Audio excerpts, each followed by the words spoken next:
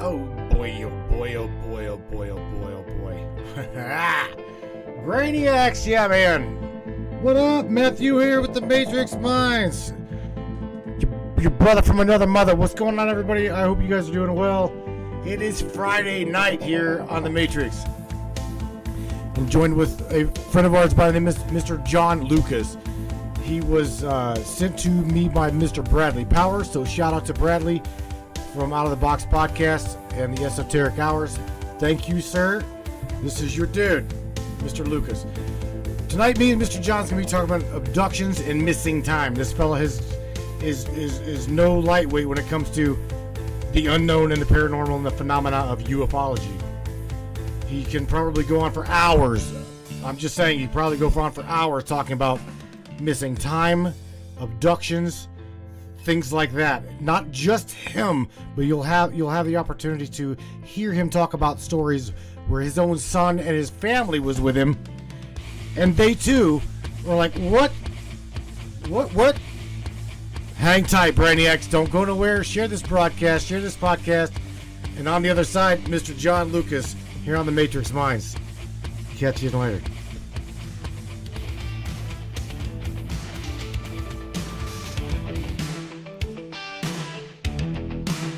We're living in a world of smoke and mirrors, lost inside the twisted game.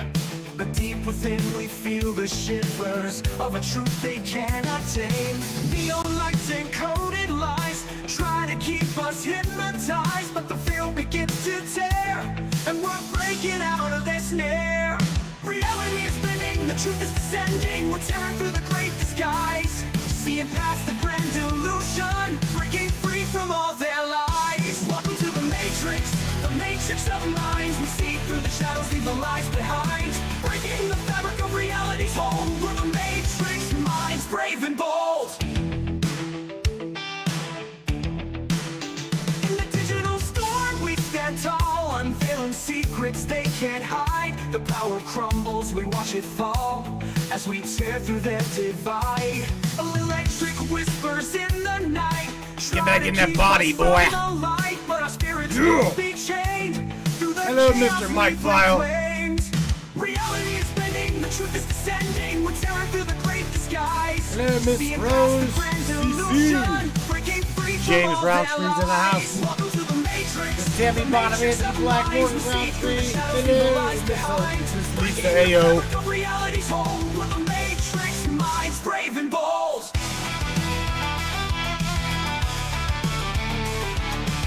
Well, hello, Mr. CIA.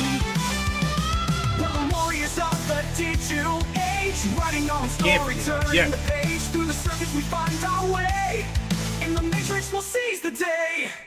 Reality is spinning, the truth is descending. We're tearing through the great disguise, seeing past the grand illusion, breaking free from all their lies. Welcome to the matrix of minds. We see through the shadows, leave the lies behind, breaking the fabric of reality's hold. We're the matrix minds, brave and bold. Welcome to the matrix of minds. Together we rise, we're the ones who'll find. In this digital realm, we're taking a stand. We're the matrix of minds, hand in hand.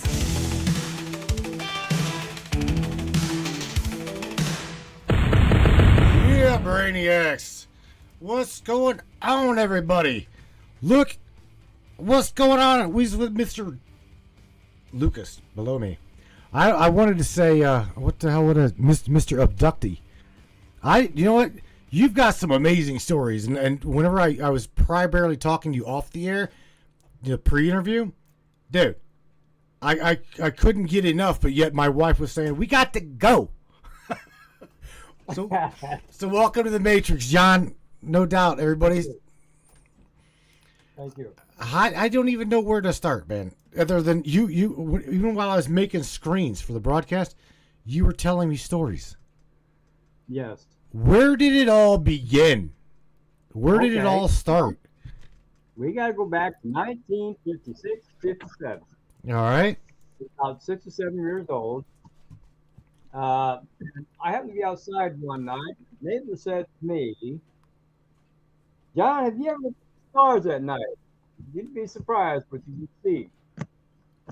So thinking not much of being 6 years old, I didn't think much of it. And time goes by, and of course, you hear about twinkle stars. Twinkle twinkle little star. And if you notice when you look at the sky at night when the stars are out, you'll see stars twinkling. Okay, they'll be changing colors from time to time. If you have good eyesight and you look at a star that's twinkling, you can see it changes color from time to time. Uh, and among other things on top of that. But anyway, time had went past. I was in high school, 1964. One day, it was a Wednesday, and rumors going around that a UFO was going to come down after school and abduct everybody. Wait, So wait, in wait, 7 wait, hours, wait a minute. and I skipped school that day. Hang on. Repeat what you just said. Repeat what you just said. Repeat what you just said. How did you say that a UFO is going to abduct everybody? You were told this? Okay. What? In 1964, I was in, I believe, 10th grade. 10th grade, I believe. And I had to be older than that. But, anyway, 16, maybe I was 15. I don't know. But anyway, the rumor was going around in school for some unknown reason to me that a UFO was going to come down and abduct everybody after school. So, being that I got to thinking, well, I'm not going to stick around, so I left at 7th hour. So I went home. And when I walked out during that 7th hour, I noticed there was nobody out. I thought I was late. I thought I missed the abduction, so, which was kind of funny because I forgot there was another class hour I had to go through. But anyway, after 7th hour, I went on home, and the next day I come back, and I was called to the office, and the principal asked me why I skipped school. The last hour of school yesterday, that Thursday or Wednesday night. But anyway, the next day he asked me why I skipped school. And I said, well, I told him there was a rumor going around that a UFO was going to abduct everybody after school that Wednesday. And I said, that's why I left. And he said, and he kind of looked at me like, what was you talking about? But I don't remember the conversation. But anyway, I had went on to the class and whatever have you. So anyway, years go by, and I started around 1967, 68. I started paying more attention to things in the sky. Of course, after the moon landing, and John Glenn and all them, I paid more attention to what's going on in the clouds, or the sky, rather, should I say. And I'd noticed stars coming and going, not knowing who they were or what they were. I think maybe they were satellites or whatever. And so time went on until about 1984, 85.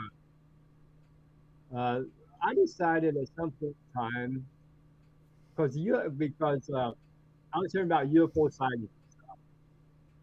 And about 84, 85, like I said, I had decided one weekend, I decided to sit outside at night. And I started looking at the sky, or at the night sky, the moon.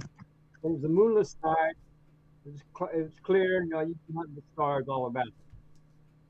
And I was living on the edge of town, and of course there wasn't no street lights to block my view, so I could see a pretty far distance and pretty high up into the sky. And as I'm looking at the sky, I noticed a little white dot going across the sky. I didn't think much of it. I think it was a comet or meteorite, whatever have you. So I didn't think much of it. So I'd watch it fade off in the distance. So I sat out there for a little bit longer, and I got thinking, what was that? So anyway, I made a habit of going out every night after night, except when I had to get up in the morning and go to work, mostly on weekends. And I'd start seeing more and more of them. I see little white dots coming from the north, coming from the south. And while I was out there then I decided to get me a spotlight. So I went to the store and got a spotlight that would shine for about a mile. It had like a million candle watt tower light. So it was shining for like a mile or two. I'm not exactly how far I remember. I know it was over a mile. And I'd sit outside. When I see these little white dots come by, I'd shine the light up for it just to see what would happen. Think of nothing. I didn't think of it. But after a while, I noticed that when I shined the light beam up to them, I noticed a beam of light coming back down. But being that I don't know where the beam of light was coming down at, it never came around me. Hey, John, stop for a second, because I'm getting these guys. I've got you turned up as loud as I could, and they're saying, can you read that? Your sound is muffled for some reason. Oh, okay. Well, I'm sorry. I'll try to make clearer. I'll try to talk clearer. It ain't. Look, I can't control his audio. I can't. I've got him as cranked up as loud as he'll go. Right. Do you got anything in front of the microphone? I don't have a microphone. I'm talking on the speaker. Okay. I don't have a microphone. Or I did one time, but it didn't work. Can you hear me a little bit better now? It's a little bit better. The closer you get to it, the louder you get. All right. I'll sit as close to it as I can. Okay.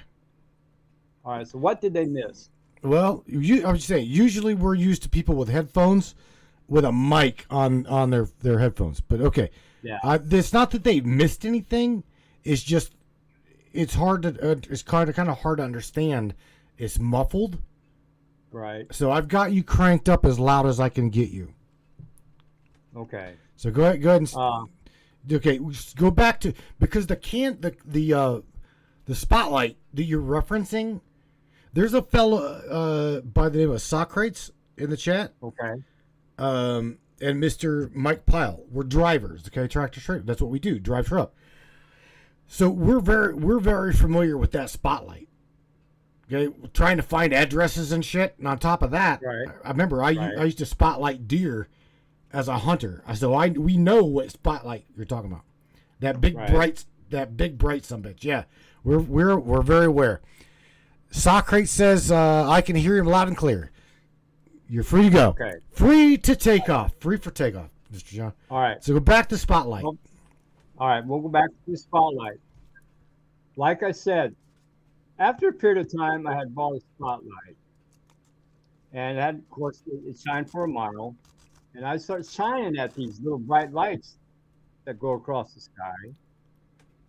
And next thing I know, a light from that was beamed down.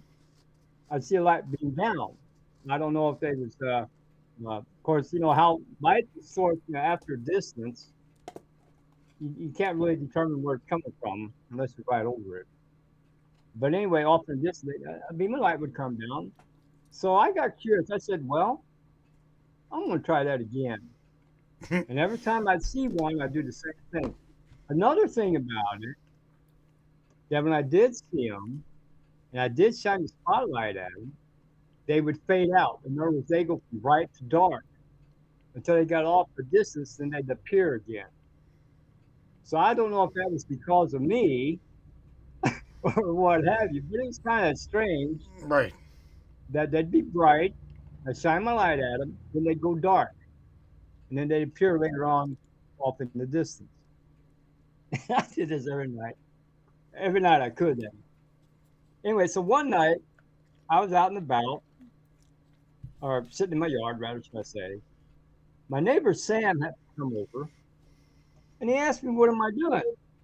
I said, "Well, I'm enjoying the cool breeze, and I'm looking at UFOs." And he says, "Yeah, right, UFOs. I don't believe it." I said, "All right, I'll tell you what. Get a lounge chair, sit down. I want you to watch. Might not see one right away. Might not be an hour, but sooner or later you're going to see one come across. Sooner or later you're going to see one."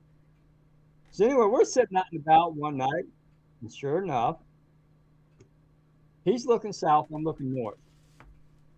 And he sees one coming from the south before I did, because I'm facing north. And he turned around and I said, "Yeah." I said, "That's a UFO." He says, "Yeah, right." I said, "You watch. You keep watching." And I said, "There's one coming from the north." You watch what happens. As we're watching, they're getting closer and closer and closer and closer until they look like they're about an inch apart. As they got within about that close, which is, can you see? They're this I'm watching. close. From it depends how high it was looking. Usually it's this close. And they went like this, and they zigzagged. They went one. They, in other words, let me slow down. We thought they was going to crash. That's what we was watching. But when they got as close as they did, they kind of moved aside and went on their ways. If you know what I mean. Getcha. Okay. They kind of like dodged each other thing trying to say. And they went, one went north, one went south. And then of course, from then on, Sam would come out and we'd be sitting at the stars. And of course, my kids would come out, watch this while my wife, and we'd all come out. When it's a nice night, we'd come out and sit and look at the stars. And we'd see all kinds of these things going by. One particular night, me, my kids, and some of the neighbors' kids, after they realized what we were doing out, or word got around that they're seeing UFOs, my dad sees UFOs. And they'd come over and they'd watch with us. Hey, John. Said, well, I said, just keep watching, and you're going to see them. I said, maybe an hour, maybe 5 minutes, but we'll see them. They're asking what area. What area are you in? And well, I'm in Montgomery County, Illinois. Central Illinois. Well, actually, it is Central Illinois, but people say Springfield Central, but we're south of Springfield, about 40 miles. Okay. But we're in South Central Illinois. All right. Sorry to cut you off. You're okay. That's all right. It's Montgomery County, Illinois, in case somebody wants to look it up. Anyway, this one particular night was really fascinating.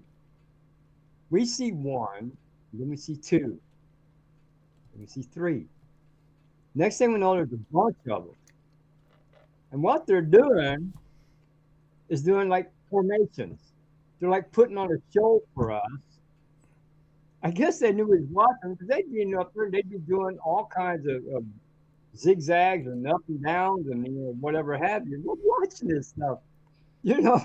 It was funny. I mean, we enjoyed it. We got and of course, some of the kids got scared and they went home because it was about 11 o'clock at night, so they had to go home. It was summertime, there was no school. But anyway, they'd go home and they'd come over every once in a while. And this one particular night when me and Sam's sitting out, we decided we'd count every one we saw. So one night we saw 11 of them. We counted 11.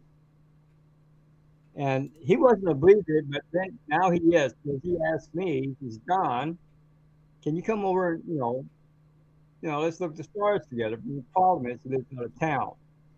And I don't know if he still lives there or not. He might have moved. I don't know. Okay, so that's what was going on. And that's how it all came to be.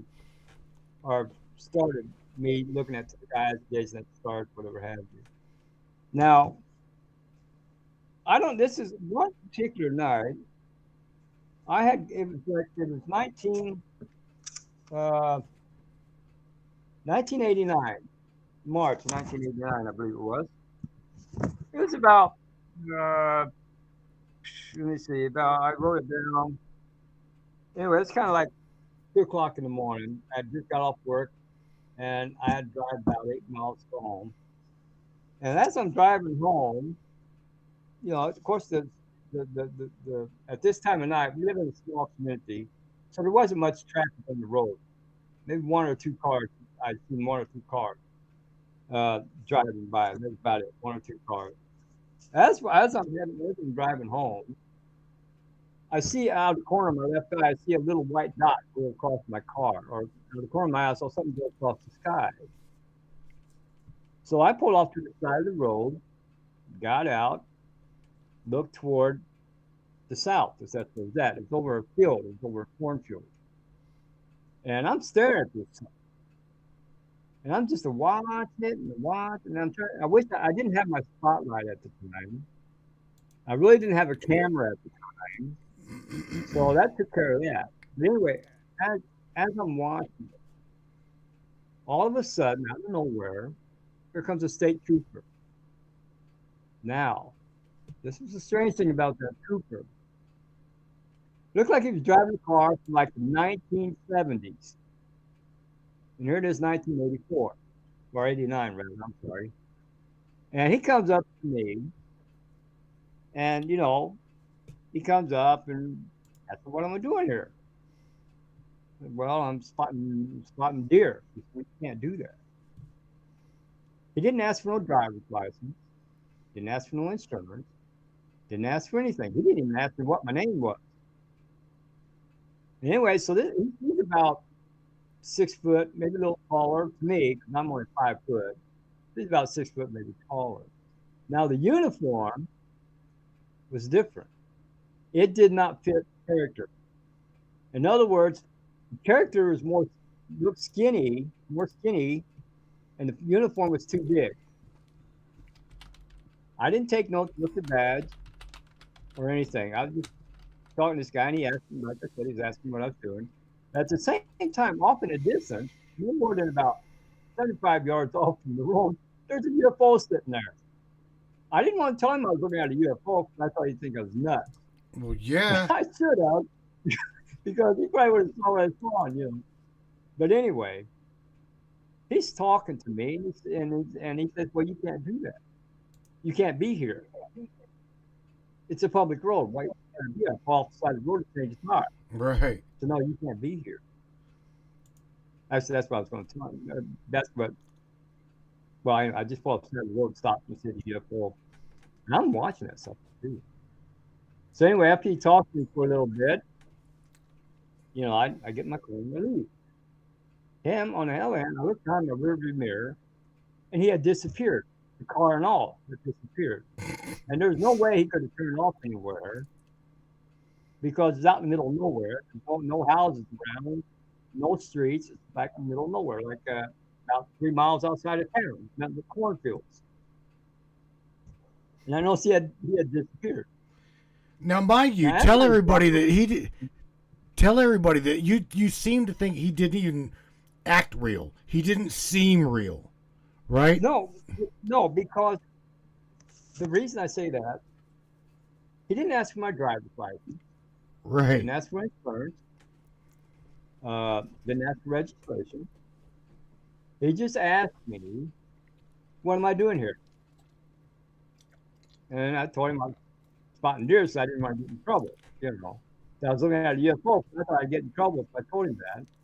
So I told him I was looking at spotting deer. He said, well, you can't do that. Now, the character, the officer, the uniform he had on didn't fit his body. In other words, the uniform was bigger than his body, even though he said 6 foot tall. But the uniform didn't even look like an Illinois State Trooper uniform. And of course, like I said, I didn't know the badge. I didn't bother to look at the badge or anything. And he just asked me what I was doing. So when I told him that, that's when he told me I can't be there. I'm not supposed to be there. I have to leave. And I'm thinking, why? It's a public highway. There's a cornfield on one side, there's a cornfield on the other. Yeah, what the hell are you going to be doing, right? What's wrong with that? Right. And then he asked me to open my trunk up in my car. He asked me to open it up for some unknown reason. And I opened it up, and I said, there's nothing in there. I didn't have no gun or anything in there. And I said it. And he said, well, you got to go. You can't stay here. So I get in my car, and as I say, I'm driving away, and I look in my rearview mirror, and I notice he disappeared. The car and him disappeared. Now, mind you, I'm 3 miles from the city, and there's no houses in between, nothing but cornfields, 4 miles on each side. And which kind of stuff I got to say. But as I'm driving east, by the way, on Route 16. I'll give you Route 16. I'm driving east on Route 16. I'm heading for Hillsboro, Illinois, which is in Montgomery County. And I noticed that the light, or the yeah, I can say the light. I noticed that it had got in front of me. In other words, it flew over my car and it's in front of me now. So I see it, and as I'm driving, I'm trying to catch up with it. The closer I got, the farther it would get away. The farther it would go. In other words, as I was getting closer, it's kind of like backing off a little bit. So I get into town, I get home, pull in my driveway, and I would have kept driving if I had more gas. I only had a quarter tank of gas. I didn't know how far away it was, so I get home. It's about 2:30, maybe 3 o'clock, and I pull in my driveway, and I still see it off in the distance. But anyway, I get in my house, I go to the front door, I go to the front of the house, and let me show you something. I didn't take a picture of I didn't, like I said, I didn't have a camera at that time, but I can show you the wood. This, if you can see it. Hang on, let me hang on, John. Let me make your screen bigger here, bro. Let me get. All right. And on top of that, these guys are also asking questions like, did the environment smell different? No.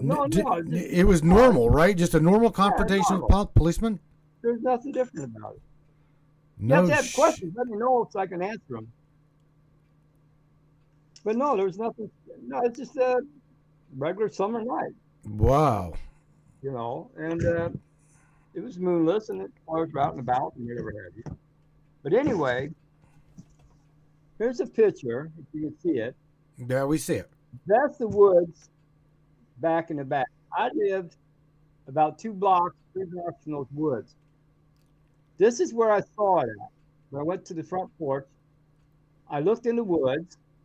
Looked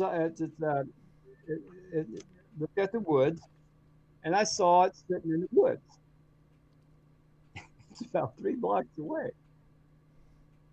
And I'm just watching this, staring at it.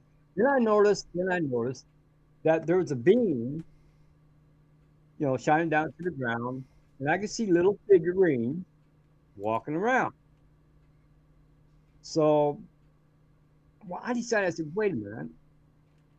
I'm going to go get my spotlight, the big one I have. I'll show you what it looks like. I'll show you. Oh, you know what it looks like? I'll show you. Hold on a minute. Oh. Here's the spotlight that I used. Yeah, that's 1 million candle power. Yeah, Socrates. That's what you guys need at night. Right there. That some bitch will illuminate the sky, bro. Yeah, that's another thing I can tell you about. I can tell you how you spot. I'll get that in a minute. But anyway, so I get my spotlight. I'm on the front porch, and I'm shining the light toward the woods. After about, I don't know, after about maybe 30 seconds, maybe a minute, all of a sudden, this big energy beam hit me. Because as I shined the light, the energy hit me, knocked me back about 3 feet. It didn't hurt. It just knocked me back for a little bit. So I got scared. I went in the house, looking out the window, watching. And then I noticed that something they took out of the ground. In other words, it's bringing something up out of the ground. That's what it's there. They must have. I'm thinking that there's something there that was important that they wanted no one to find, or that had been there for years. So I really don't know. But anyway, then all of a sudden, I got so doggone tired. Like I was being forced to go to sleep. I tried to fight it. I got drunk coffee, couldn't stay awake. So I finally get up about 4 o'clock. I go upstairs to go to bed. And so as I'm laying there, I hear this humming noise above my house. And it's overshadowed my house. And I could hear it humming as it passed over my house. And then I fell asleep. So the next day or that weekend, me, my wife, The kids go up to the woods. We get in the woods and we notice there's a pit. I don't know how wide. It's about 20 feet wide. It was pretty deep, but we couldn't see the bottom of it. Of course, it's covered with weeds too. But I didn't think to go down there because I was afraid of snakes. And being as though we live in the wooded area, I was afraid I might run into some snakes or something. So I decided not to go down there. So we went on back home. And, that was one of the incidents. Another incident is kind of like strange in a way. I had, let me see if I can find, let me tell you about this one. This is October. I can't remember the exact year. I think it's October of 2000. Oh gosh, I don't remember. Maybe 2012 maybe. Or 2011, somewhere about. I don't really remember the year, but I know it's October 11th. I know that.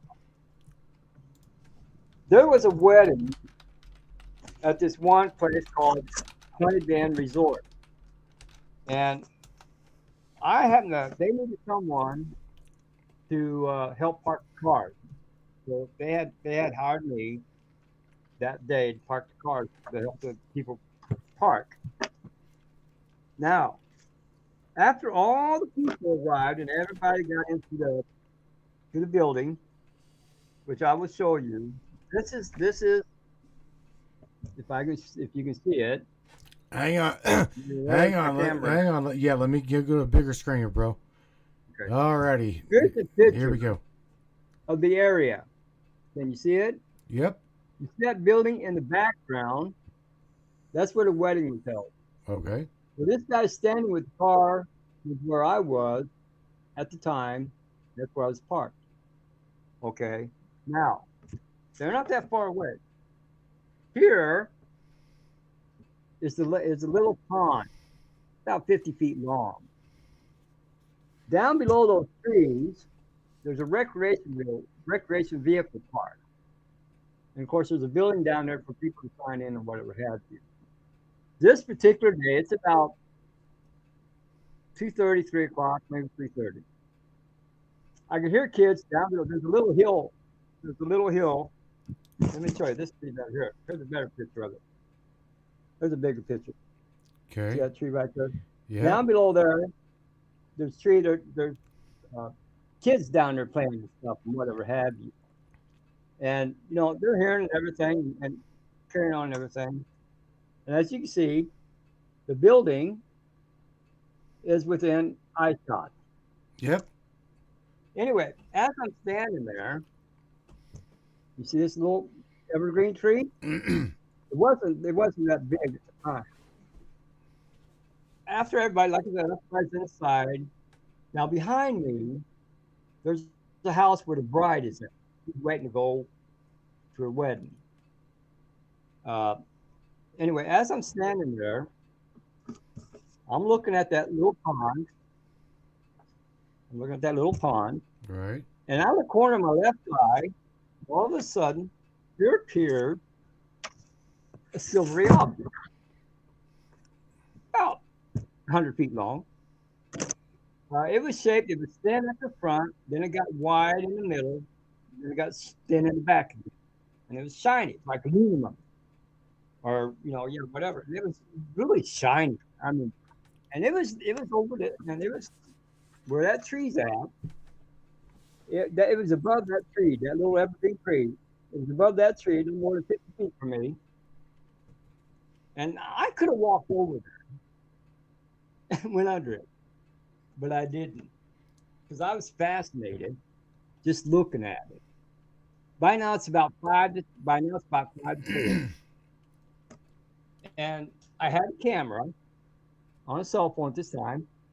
So I was going to take the picture. But then again, I think, wait a minute. It's too big to fit in the screen. In the phone screen, it was too big. So I put the phone back in my pocket. Stupidity. I had another camera in the car. But I didn't go get it, because I was afraid it would disappear if I did. Anyway, as I'm standing there looking at it, I got to take a break. Just a minute, I'll be back. I got to take a break. Just a minute, all right?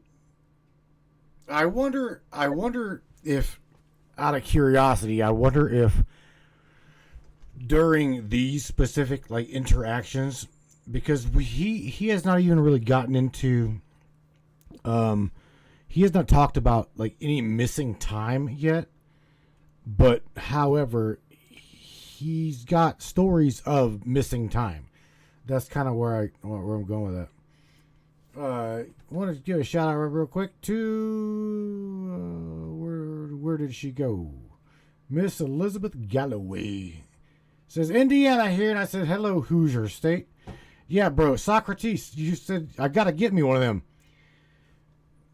Let me talk about for a second while John's coming back. The camera, or not the camera, but the as well as Mike. Not only are these big spotlights good for us drivers trying to find, at night trying to find addresses and shit, but they're really good for, if any of you guys are familiar with Dr. Greer's C-SETI work, what he would do is he tells these guys that if you take that 1 million candle powered spotlight and you flash it 3 times, now listen to me, there's a sequence here that for them to respond to, and I don't know why, but the significance of the number is 3, 6, 9 in that order, 3, 6, 9. So we, like John's saying, he look up at a star. You flash that spotlight. 1, 2, 3. Pause. 1, 2, 3, 4, 5, and 6. Pause, and then do that again 9 times. Now, what Dr. Stephen Greer says that is doing is that is initiating your awareness of something that you've seen or something that you wish to see. Because you got to remember, okay, we're told the speed of light is like 243 million miles per second. That's fast, right? And on top of that, in total darkness, that spotlight, that million power spotlight that John's got, will literally cut through any kind. It will cut through any kind of like what we call light pollution in the city. So if any of you guys live in the city, it's called light pollution. So just again, 369, 369, 369, whatever. That is indicating to them that you wish to communicate. And again, that is also a C-SETI contact procedure via given Dr. Stephen Greer. All right, John, I don't know where you went to, bro, but I was talking. That's okay. I heard you. I had to take a, anyway. You had to water that pine tree. You were talking about that. See, you talking about Morse code. I don't know. Anyway, Rose, there's something significant. To where I saw it while I was watching this UFO. There happened to be, like I said, behind me there was a house where the bride was in. And there happened to be a maintenance man out there and about. And as I'm watching this thing, he comes around, and I asked him, I said, "Do you see what I see? This is a plane." And wait a minute. If that's a plane, why don't it crash? It's no more than 50 feet off the ground. And why is it sitting still? Right. He tried to tell me that was a plane. No, bro, that's not a plane. But anyway, I said, no, man. Man, that ain't no plane. Because it's sitting still, it's 50 feet off the ground, and you're looking at it. It ain't got no wings, it ain't got no tail, and it ain't got no doggone pilot in front. It ain't got no wheels. It's just sitting there. I ain't never seen no damn plane sit still. Have you? No. So anyway, so he leaves. At this time, the bride comes out of the house behind me, and he goes over and talks to her, and they see it. Because he's telling us that, he's looking at a UFO. But they didn't say anything. They just went on their way. Here's the strange thing that bothered me was all the people that had cameras at this wedding, and that cottage has a lot of windows that you can look out of. Even if you're sitting down in the dining area, those windows are like 4 feet tall, 3 feet wide, all around the building. I got to thinking somebody in that building, if not more, was looking at what I was looking at. And I bet they was taking pictures of it too, but they didn't say anything about it. Now, back to where the children were playing down below the hill there, it went quiet when it appeared. When the ship appeared, the kids went quiet. I take it they went inside that building down there because they were scared. So for 10 minutes, I stared at this doggone thing. It just sit there and sat there, didn't move, whatever. In plain daylight? Yeah, I just sat there. I saw it for 10 minutes. Like I said, I could have walked over to it. It wasn't that far. I could have walked over to it, but I chose not to. Because I figured if I get abducted, nobody's going to know about it. How are they going to tell my family if they don't know how to get in touch with me? Because I'm like 6 miles from home. So anyway, during this 10-minute span, right now it's like, oh, okay, let me back. During this 10-minute span, I noticed, as I'm staring at it, that near the center of the top, a latch opens up. When that latch opened up, that spotlight, imagine a 1,000,000-watt panel spotlight like I got. When that latch opened up, when the sun hit it, that was brighter than my spotlight because the sun was behind me at this time. So when the sun hit the reflected, and it was bright. And out pops a little head, so to speak. From where it was, it looked like it was little, but it probably wasn't. It was probably a little bigger than that. But I'm saying that I saw a head, part of a body pop out, look at me, went back in, shut the latch, and went away. They disappeared. They have an invisible cloak because all that time I was standing there, it was on the left of me, and I never noticed it. But I did notice, or I felt that someone was watching me. Even though there's people down there in the wedding reception, whatever have you, but I felt someone was watching me, but I couldn't see anybody. And that's when it appeared. And then again, it just disappeared. It didn't go up. It just like disappeared. Like went back to invisible cloak, whatever have you. When that was a 10-minute span. Okay. That was that one. There is no way that you was the only one that seen that. No way. I don't buy that for a minute.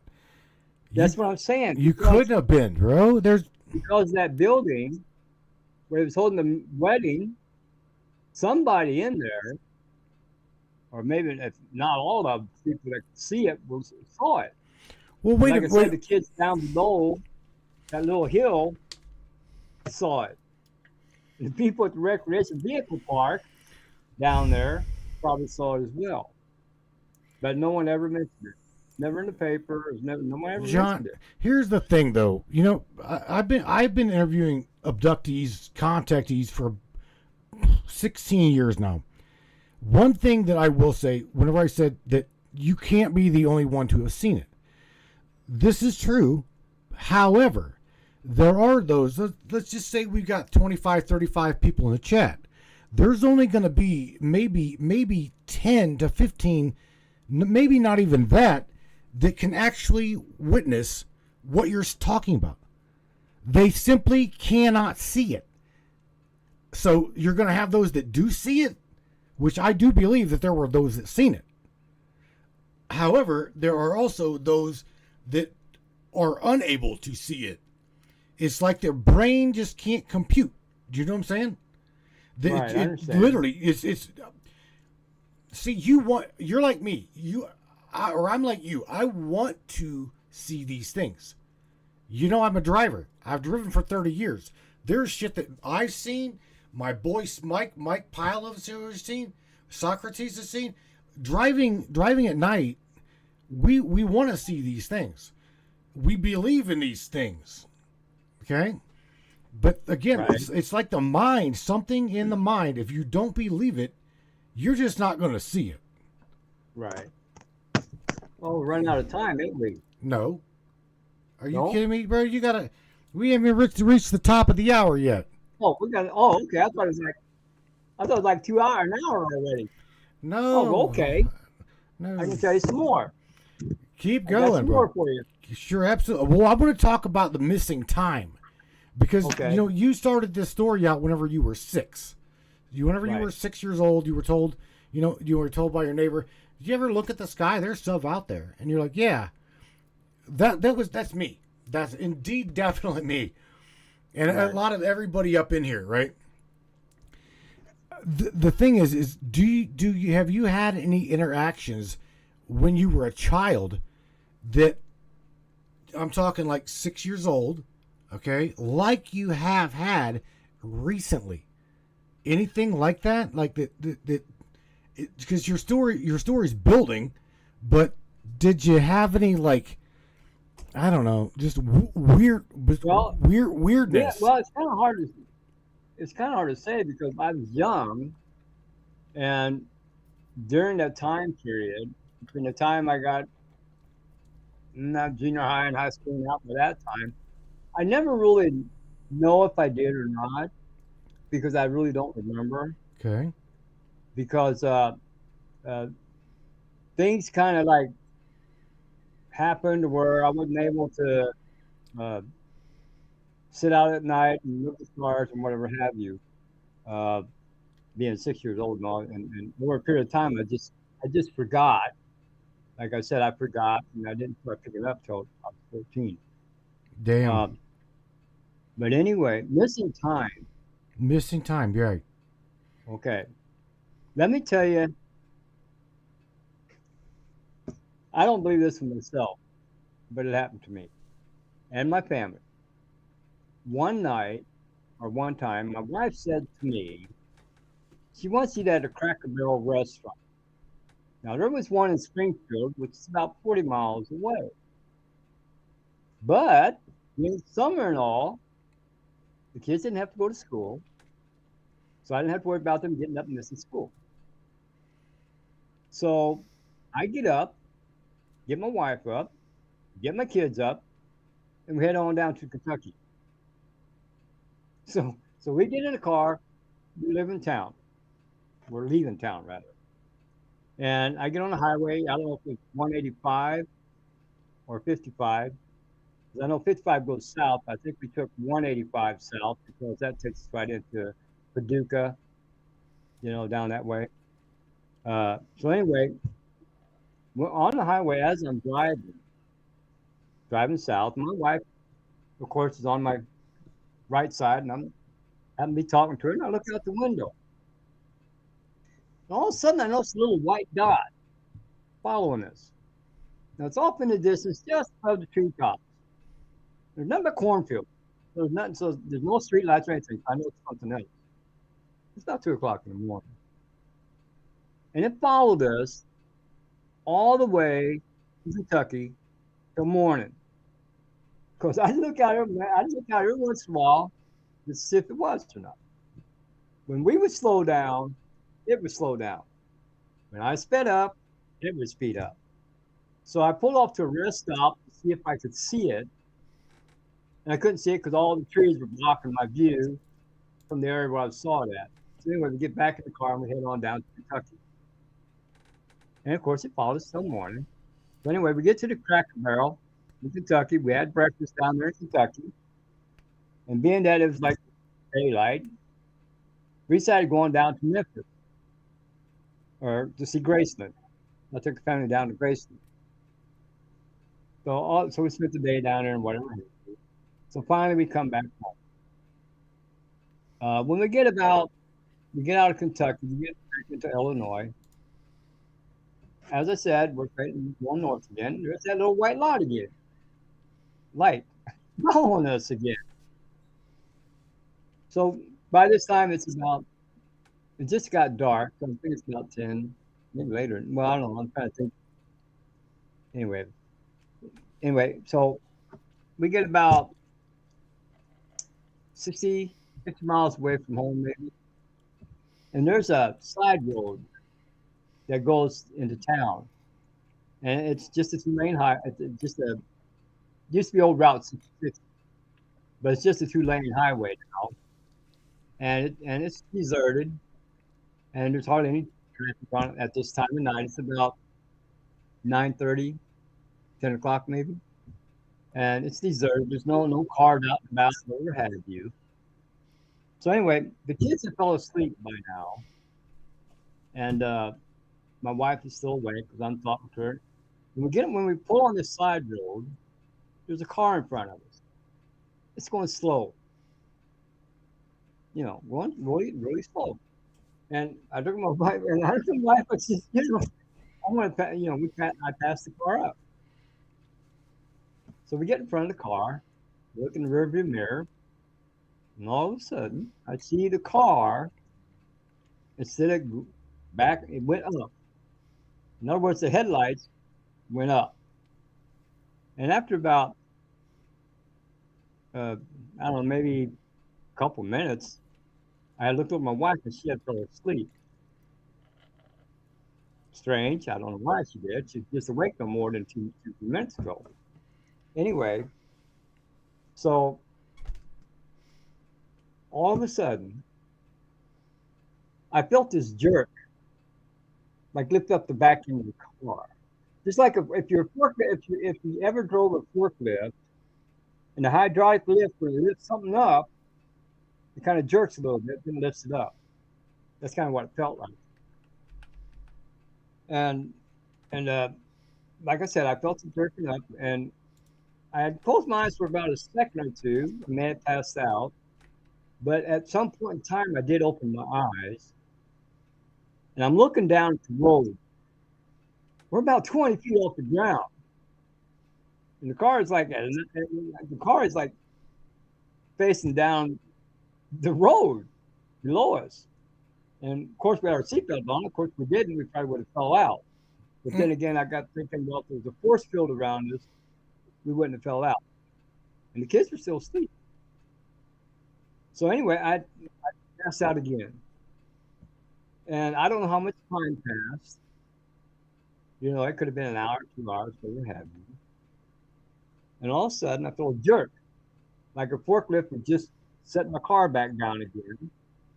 And it jolted me awake. Of course, my kids were still asleep. My wife was just now waking up. That car that we passed 5 minutes ago was back in front of us. Which I turned to my wife and I said, didn't we just pass this car 5 minutes ago? She says, yeah. I said, well, then how did it get back in front of us again if we passed that more than 5 minutes ago? Well, I don't know. So anyway, I go to pass it again. And I happened to look at my watch. I know it's about 2 hours had passed because we should have been home by now. And so I'm thinking about let's see, 10:30, 11:30, 12:30, 12:30, going on 1 o'clock when we got home. That is, we finally get home. By now we was only like 5 miles from home, so we had got home, and we didn't talk about it after that. And, John, I wonder if you had a clock, you'd see that there was missing time. I had a watch. There's a clock in the car. What the hell, bro? There's a clock in the car. There's missing time there too. Huh? I said there was missing time there as well. Yes. It's like and what sticks out in my mind is you said that it seemed as though there was a light following you all the way from home down to Paducah. Right? Yeah. So here's the kicker. I was myself just pulled out of, I just come out of Dallas. I was in Houston and I was running over to Laredo, Texas. Okay? and I too was chased by a light. Okay, but the light wasn't really a light; it was an orb. It started out in my mirror. Now, mind you, down there the speed limit set. Well, back then the speed limit was 80 miles an hour. Okay, so I set my cruise control 70, 75 miles an hour. Grabbed a magazine, just grabbed a thermos of coffee, and I'm watching this light in my West Coast mirror, which is a semi truck's big tall mirror. The West Coast, called a West Coast mirror. Right. And I seen this sumbitch. It started out right closest to my window. Okay, closest to my window, meaning it was behind me. It's coming. Okay, so it's like it just appeared there. And as I'm dude, it gained it. I remember I just pulled out of Houston. I'm thinking, okay, cars, and the light was almost like a bluish light, like you see on my face right now. Like I look like an Oompa Loompa, right? So that's the color of the light, or it was, and it went from the middle, like right here where the microphone's at. So it went from the side of the window, and I'm watching this thing go to the left side of my mirror, and I'm thinking to myself, man, this son of a bitch is flying, and I'm starting to slow down to about 70 miles an hour, and I see it just vanish. It goes out of my mirror. And as it goes out of my mirror, I know I'm looking left, and there it is. Now, mind you, I'm running west at 70 miles an hour. This sumbitch just come out of Houston with me, doing I don't know how fast. But nevertheless, I look over, and whoever says there's no border fence down by the border's bullshit. There's fence on that border, okay? It might not be very much of a fence, but there's a fence there. This light was on the other side of the eastbound lane, John, as well as it was still moving. And it was an orb. It was a blue ball. Now, I'm telling you this is true story as the sky is blue. This thing at that point didn't just chase me. It come over across the fence, come through the eastbound lane, come into the middle of the strip. And I'm like, oh shit! And I'm slowing down. And so, I mean, I figured the Jake brake alone would scare the shit out of it. So I'm slowing down a little bit, and I'm seeing it, and I could see that it was like it had a sheen, like the sheen of a bubble, right? Like a bubble, a soap bubble. Right. A soap bubble has got a sheen to it, and you can see through it.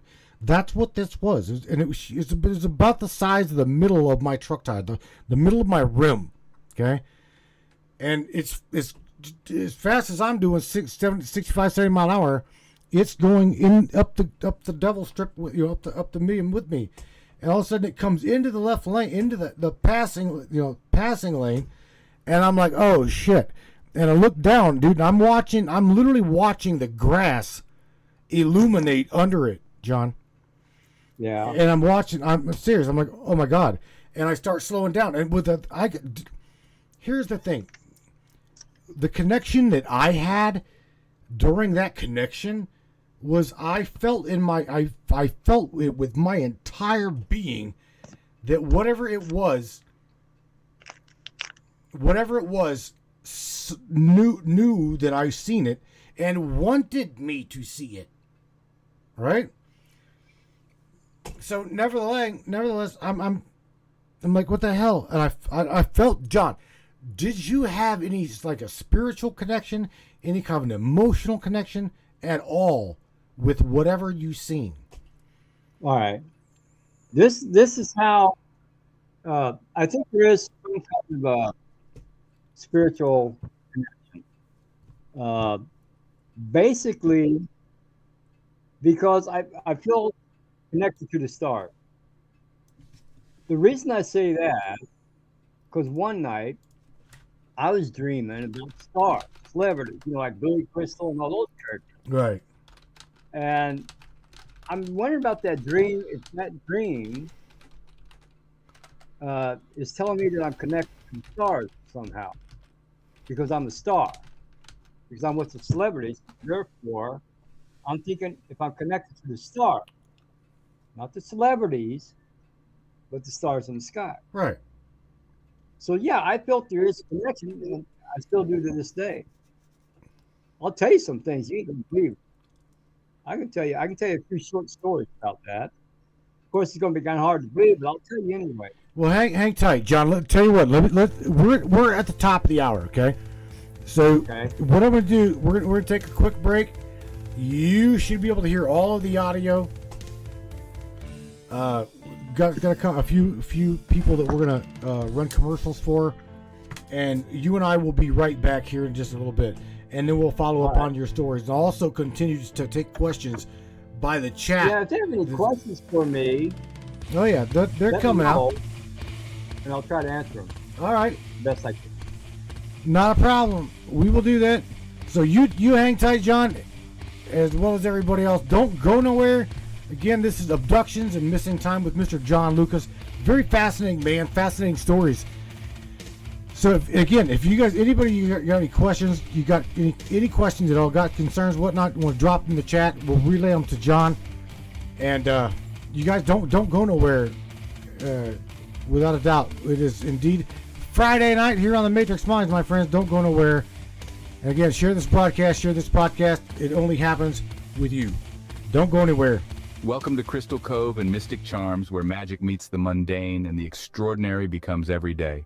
Are you ready to gift yourself with the whispers of ancient power stones? To feel and hear the echoes of our ancient past?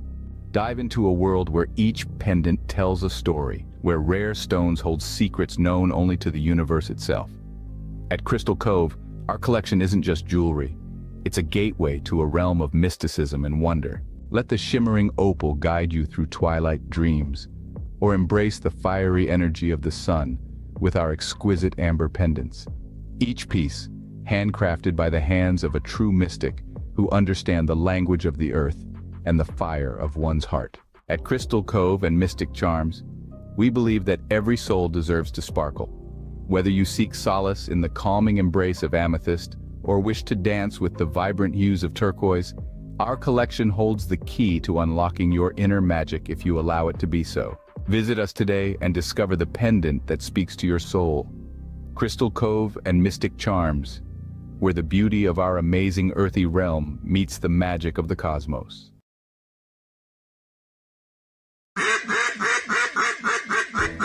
Hey everybody, Austin here with Colorado Custom Game Calls. Are you looking for a game call for your upcoming season? Are you looking for something unique? Are you looking for a gift for the hunter in your life? Well, look no further, we got you covered. At Colorado Custom Game Calls, you get to put your own twist on these calls. Whether it's waterfowl hunting, big game hunting, predator, or turkey, we got you covered. So be sure to hit us up on our Facebook and Instagram or on the web at coloradocustomgamecalls.com.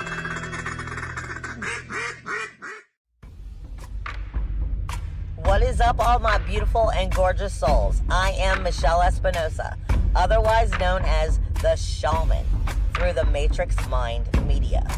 So tell me, how many times have you wished that you had that special power of prediction? You know, to know what was going to happen before it actually happened and took place.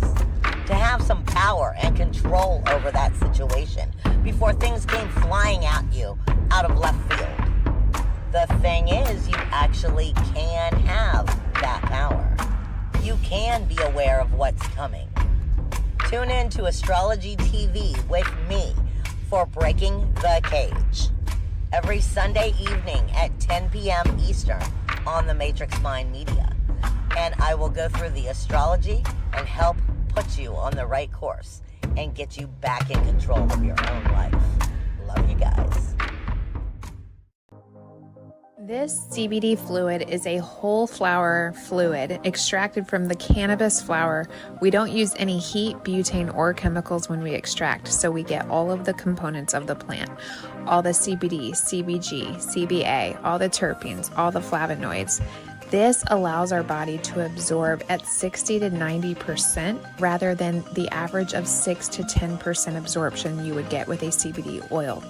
Because our bodies are made up of mostly water and this is a fluid, it's highly absorbable so that you're getting 500% more nutraceuticals per dose. We also have this available in our CBD spray as well as a muscle rub with all kinds of botanicals. You're going to absolutely love it. Check it out, Brainiacs. MatrixMinds.live/CBD. The CBD I use. Feel free again. Feel alive again. All right, Brains. Are you back with me? I know I am ready to go for the second half. Ding, ding, ding. Abductions and Missing Time with Mr. John Lucas. Everybody right here on the Matrix Minds. And let's go out to Mr. John. You back with me? There you are. All right. There are some few short encounters I want to talk about before we run out of time. Okay. One day, it was Wednesday, during the daytime, it was a Wednesday, I had to go to Springfield. It was about 9 o'clock in the morning, maybe. I'd be in Springfield by 2:30, so it's about a 40-minute drive. So I figured I left early. So I get on Interstate 55, and I'm heading north to Springfield. When I pull onto the interstate, I notice that all the cars were in the right-hand lane. One in the left, it was all in the right. They were going slow. I figured out why. Well, the speed limit at that time was 55. I believe it was 55. And I wanted to pass them. I was going to pass them. You know, there must be about a dozen cars in front of me, whatever that is. And I was going to pass them. And as soon as I start to pass them, all of a sudden, a car comes up in the left-hand lane, just right beside me, and all of a sudden, everything went from 55 to 0. In other words, everything kicked in slow motion, which was kind of, I mean, it actually went from, I was going slow motion. And I kind of look over this car. I didn't think much of it. I look over the car and I see a couple of heads in the back seat. I see the driver, I see the passenger. As I noticed in the back seat, there were two heads, little heads, like would be like about the size of children, but the heads were bigger than a child's head. Was what? Skull or whatever, because they look like they're no more than 3 feet tall. Well, their head ain't that big, a child isn't. But these characters in the back seat, their heads were bigger than a normal 3-foot-year-old child's head. And the thing that struck me was that when children sit in the back seat, if there's only two of them, they'll sit one side of the car and the other on the other. But these ones were sitting right next to each other on the right-hand side of the car, so you couldn't see their body. You couldn't see their whole. All I could see was the top of their head. In other words, the windowsill, I could only see the top of their head. This is the windowsill. Their head was no higher than the windowsill. Now, the driver, on the other hand, by the way, they were bald. I'll put that, I'm going to make sure you get that. They were bald, those two in the back seat. The driver, on the other hand, just like looked like an ordinary human. And I noticed in the front seat that there was a passenger or a person laying down like they had a lab coat on, like a scientist would have. Looked like Jay Hynek, you know, the guy that would investigate UFOs. Right. Hynek, it kind of looked like him a little bit.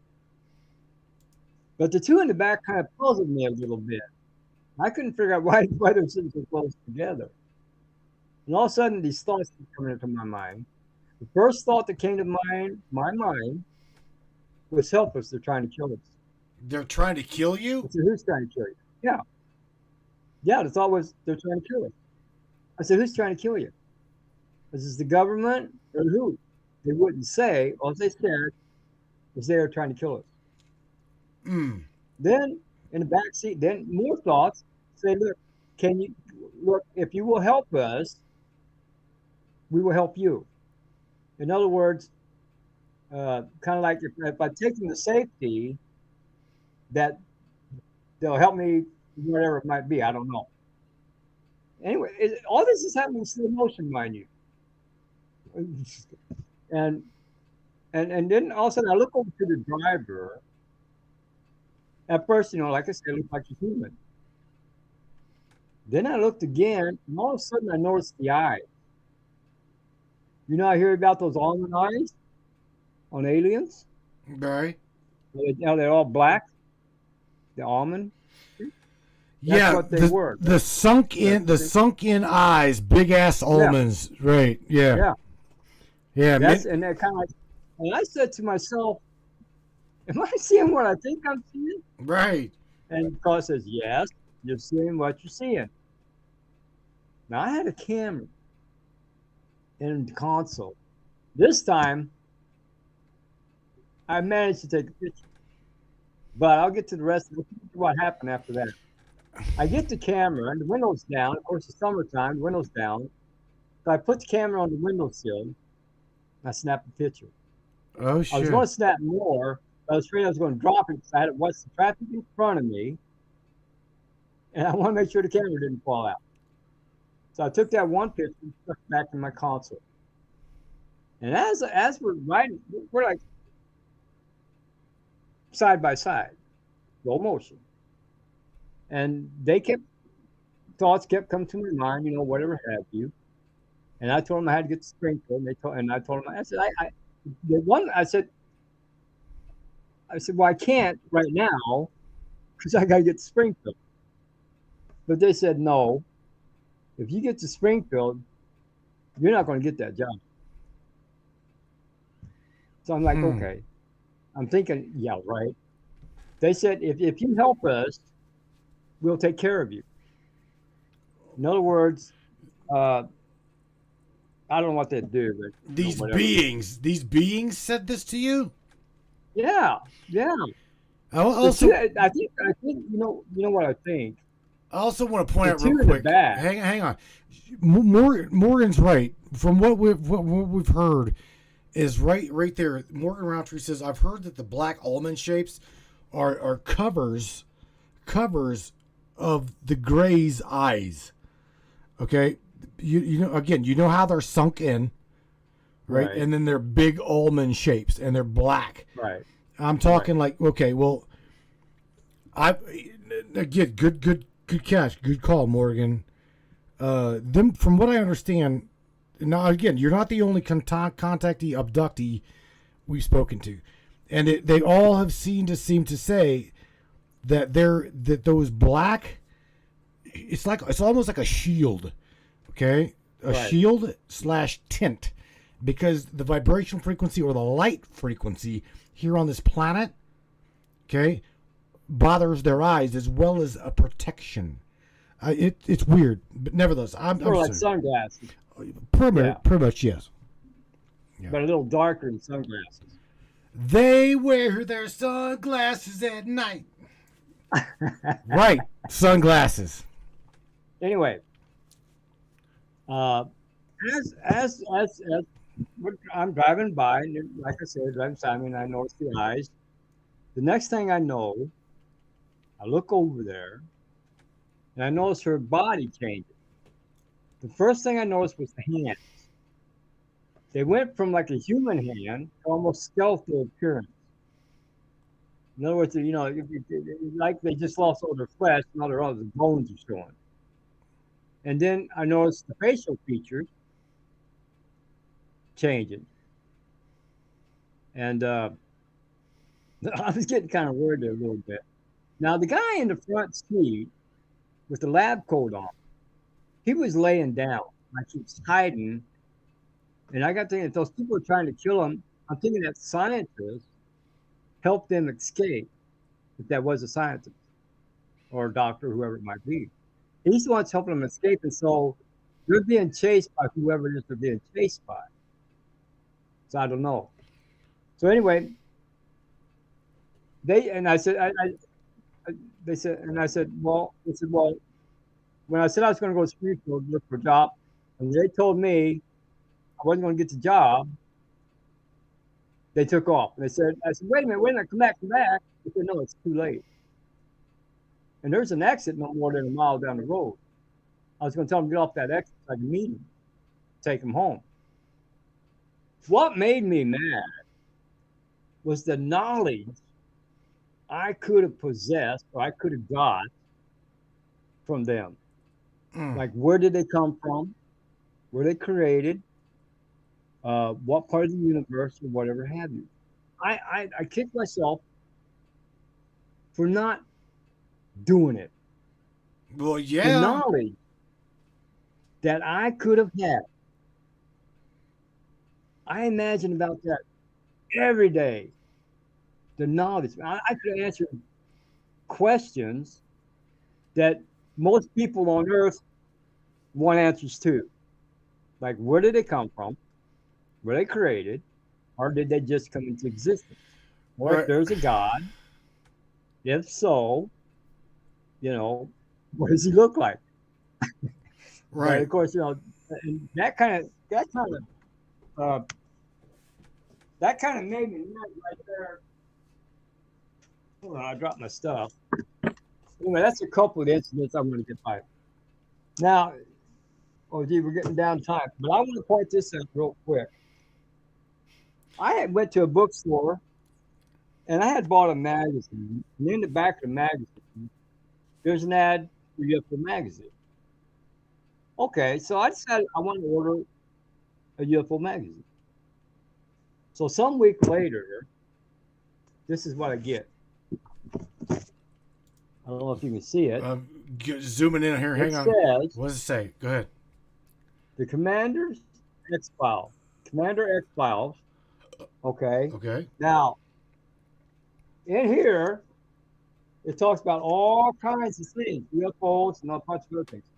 What came with it was this.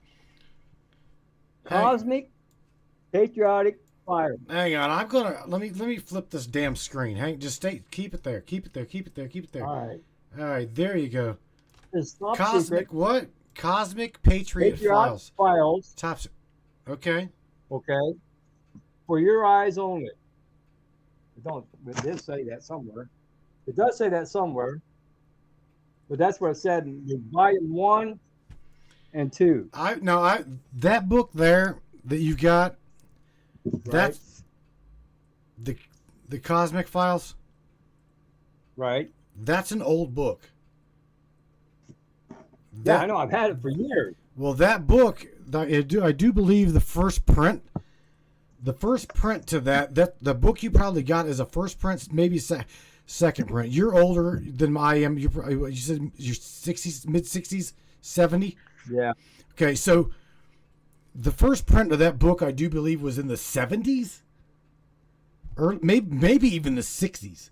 And then there's there's like 3 different revisions to the book that you've got. But yeah, man, that's an old book. Okay, and in it, it talks about the Hubble telescope. You know why it's out there? Not to explore the space. It says right here. You see, let me open it up if I can find what it says. It says it talks about the big picture for the reason of the Big Lie this. We may be facing the greatest war, interstellar war. You're muffled, John. Oh shit. Okay, let me try to get up close if I can. Okay, I'm reading a small print. Bear with me. The big picture, the reason for the big lie is this. We may be facing the greatest war, an interstellar war, that the universe has known. Far out in space is the general direction of Sirius, or Cyrus, I don't know, the dog star, a monstrous cloud of vessels moving through space. All the information obtained to this point has been subject to computer analysis. The indication are that this is a space flotilla that will intercept Earth in approximately 12 years. Now, I don't know how many years did they consist of, but anyway. It goes down to say these vessels, though huge, do not give the impression of enclosing vast amounts of useful space, as would be the case of the freighters. That's the ships Mm-hmm. or passenger craft. They are up to 500 miles long, sleek apparently, technologically, muscle, and are assumed to be military in nature and therefore likely hostile. Such a, whatever that word is, a power would be not put together to pay us mind friendly visit. We must assume the worst. In the meantime, the powers that be, favor the approach business as unusual, and such preparations are to be made clear. That's why the big telescope was made out of. See, Okay? you're talking. That's what it's about. Anything that you just mentioned there is. Here's the thing: if we're told we are told a bunch of, pardon me, bullshit. Okay, when it comes to extraterrestrial anything, we know that they know without a fathom of a doubt in anybody's mind. They know we are not alone. Okay. On top of that being said, anything that they deem that they can't express freely, okay, they just say, okay, well, under the guise of, well, it is a threat to national security. Bullshit. It is a threat to them. Let's just be clear, okay?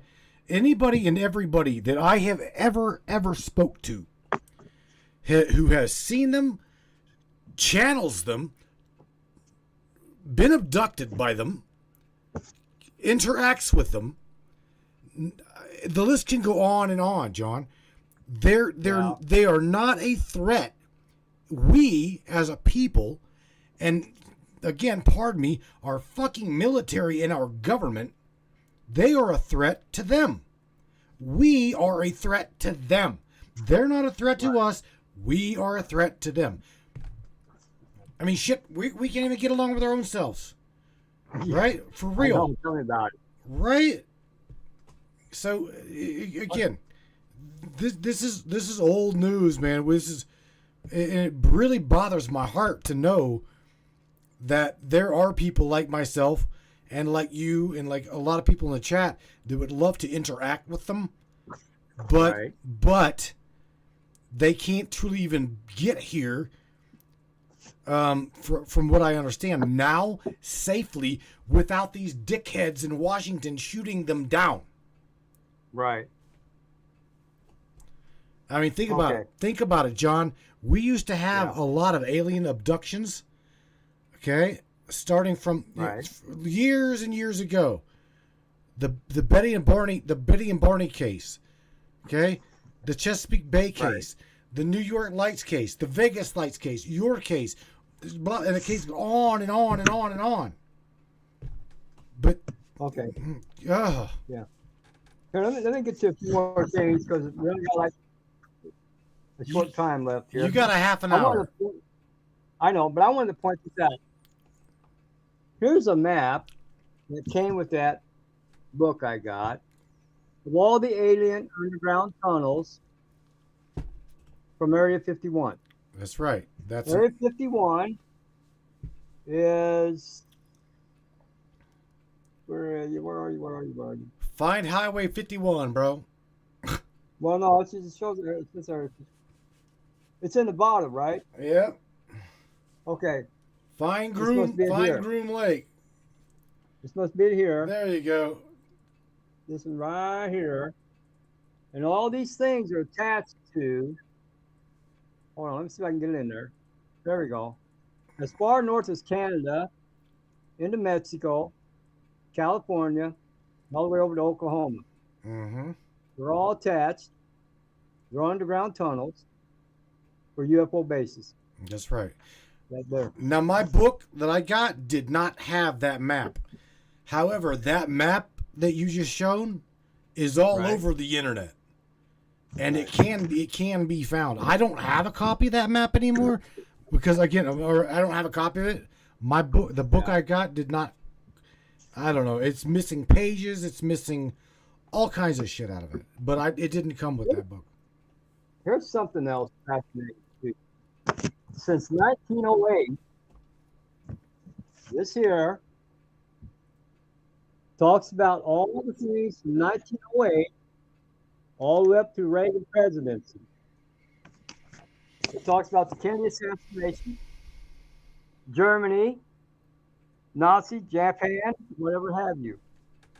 In 1908, a craft crashes, antimatter propulsion explodes. Doesn't say where. In 1910, antibiotics discovered, applied 30 years later. 1913, Congress grants Federal Reserve System to ensure deficit spending goes on. Winston Churchill asked about Parliament about UFOs. 1914, Adolf Hitler dreams of Germany's greatest in the world. 19, I guess it's 19, don't say what year that is. Nuclear energy production discovered, announced 1965. Oh, okay, that's 1919. Okay, that's in 1919. Hey, John. But they didn't announce it until 65. John, I'm gonna go to this screen here, and I hope it triggers you, because I want no, this one right here, because this is something I really want to talk about. This one here, Okay. And that is where you and your son were out in the yard. Okay. Right. I'm gonna get to that. And let's get to that. All right. Because that's a really good. That's a really good story. Okay. It happened back in 2000. I'm not sure. He was a teenager, maybe he was 17, 18 years old. I think he was 17, maybe 16. So I'm thinking 19 or 2000. That he would have been in 2007. He would have been 20. Or no, he wouldn't have. 2017, he would have been 20. I think. Let's see. He was born in 77, 87. No, okay. 87. Okay, it had to be 87. It had to be somewhere in 87. Between 87 somewhere. Anyway, okay, here's the first thing I want to point out. This is where I lived at the time. Let me see if I can get it in here somewhere. You got it. Go up right there. Yep. Camera. I'm trying to get the whole building in this thing from front to back. Okay. Yeah. It's only about 20 feet wide from front to back. It's about 20 feet high. Okay, that's where I lived at this point in time. And where that car is, he said as, that's the back door. Front door's on the other. I'll get to that. I'll show you a different picture from a different angle.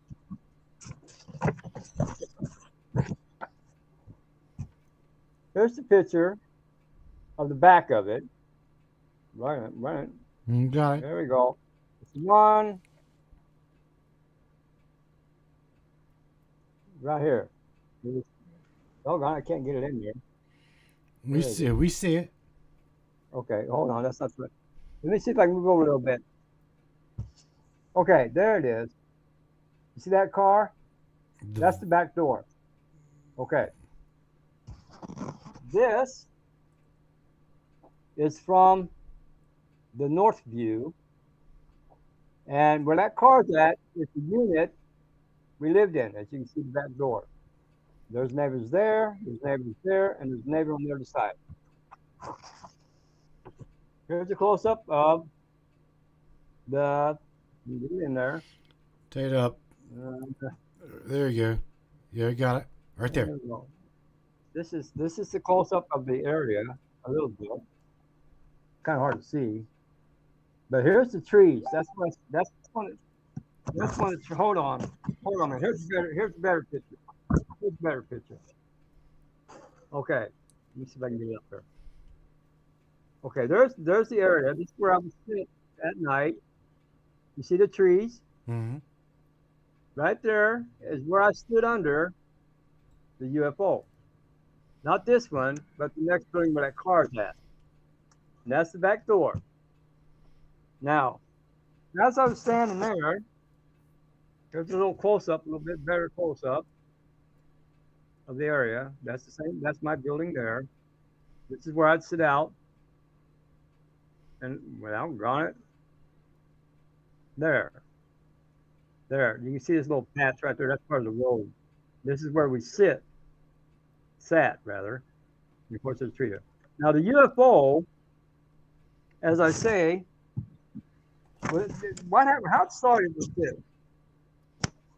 One night, I see a cloud in the sky, It's gray. There's no cloud, and the weatherman said there's no rain, clear skies all weekend. So on a Thursday night, I had noticed that cloud was there. And I noticed it hasn't moved in 3 days. Now, it didn't move 1 inch from the spot where it was. Same height, same distance, same spot. It was north of where I live. Okay. Now as I'm outside, give you a general idea where my car is parked. My car, well, there's that car right on it. You're trying to get that in that small screen. Hang on 1 second. We'll go right there. Right. We go. Bigger screen right there. Good. Bring it up. All right. Right. Well, that car, not. Doggone it. Got it. Had it. There you go. Okay, where that car's at? My car was parked there, and there's the back door. Now, my son and I had come out, and it's about 9:30, and I come out. Of course, I came out, and I'm looking at this cloud off some north of us, and I come out and I'm watching it, and then my son comes out, and I said, son, you see that cloud spinning 3 days. Feel better, Lisa? I know you don't feel good. Good night to you. Feel good. Feel better. Sorry. All right. Sorry. That's all right. That's okay. Anyway, so as we're watching, we noticed a little white light come out of the cloud, flew overhead, and circled back into the cloud. So I said, okay, let's see what happens. I'm talking to my son. Next thing we know, the cloud opens up. In other words, the cloud starts depacitating or evaporating, whatever you want to call it. And I see nothing but lights, like about 12 lights on the front of this ship. And as it's getting closer, the lights keep going down, to where like goes from 12 to 10 to 8, so forth. It's coming down about a 45-degree angle. Me and my son duck down behind my car because we're thinking we're in trouble. Because we're thinking it's the military coming down to get us. Anyway, we're hiding behind the car, and I'd glance up every once in a while, and it gets closer and closer and closer. Next thing I know, it stopped above this. Okay. I couldn't see the whole thing because it also covered this one. This is across the street from me, and the trees behind me, so I couldn't see the whole thing. So to give you a general idea how big it was, let me get a picture of the distance. Do you mind me asking you something? Because those don't look like normal photos, okay? A normal They're enlarged. a normal photo to me would be like, a Polaroid or something like that. Out of No, I took these with the digital camera. Out of curiosity, why in the hell do you have random pictures like that blown up like that? Well, because I had went to a UFO meeting. You wait, what? And I wanted to show them because the pictures are so small, because they're too small to show. Because the building or the room I was in, I only had like a small picture, about the size of a 3x7. So I want to make them big enough so the people in the crowd can see them. That's why they're enlarged. Flip that over. Okay, so you went to a UFO conference? Is that what I'm saying? Yes. And was this through MUFON? Who was this through? MUFON. MUFON. So MUFON is aware of your story. Yes.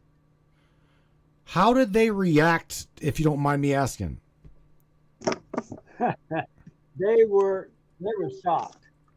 They couldn't believe that I actually stood underneath the son of a bitch. That's why I get them pictures in March and say, look, this is where I was at. The ship was above me. It was so big, couldn't see the whole thing. Because you had trees on one side, building on the other, and I only saw like part of it.